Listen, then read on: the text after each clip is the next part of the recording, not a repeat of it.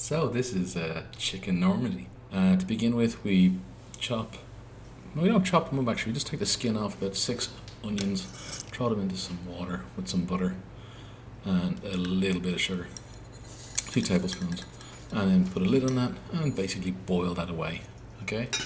Then we have to do these mushrooms, not too much water. We put some juice of lemon so the mushrooms don't go black and gross, and put in your butter as well, and then just throw in your mushrooms. Give it a mix. Cook this for about 10 minutes. They'll be very moist when you're finished, okay? Now, we're going to fry our chicken pieces. First of all, we need to dredge them, which means covering them in a little bit of flour. So, quite a bit of salt, quite a bit of pepper, and then give it a little bit of mix, okay? Once you've done that, then you can start grabbing your individual chicken thighs and dredging them. But first we melt a little bit of butter in a pan, okay? So here I am with the first thigh, skin down.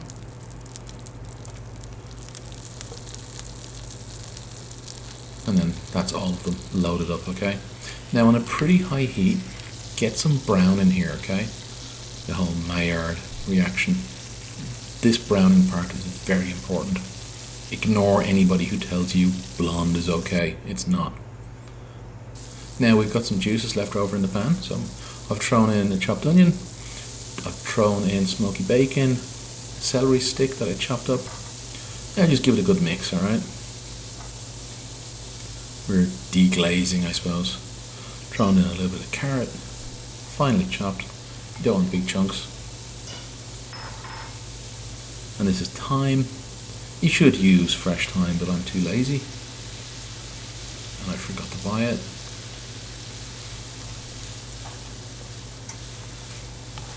Now, these are really small bay leaves, so I threw in about 3 or 4. Everybody seems to have ginormous bay leaves. I have no idea where they get them from. So as you can see, I'm driving out a lot of moisture.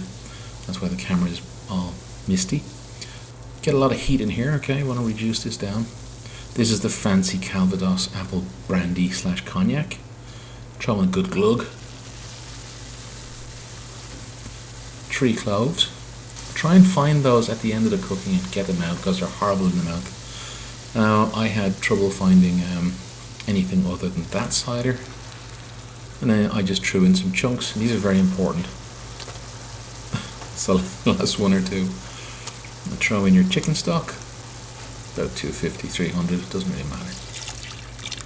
And here comes the cream. It is kind of heavy on the cream, but you know, it really does add a lot to the dish. And that's 33% fat, not half fat. This is like a full fat cream.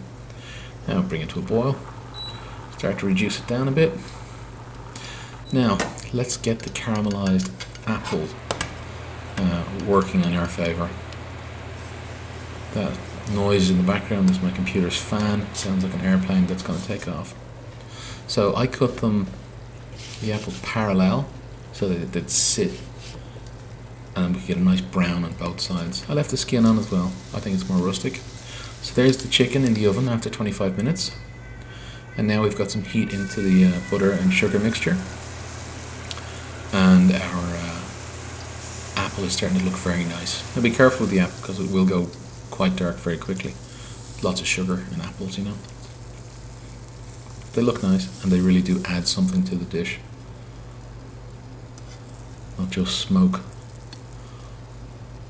Okay, so there's the chicken. Now let's lash it into our big pot. Cannonball in those onions.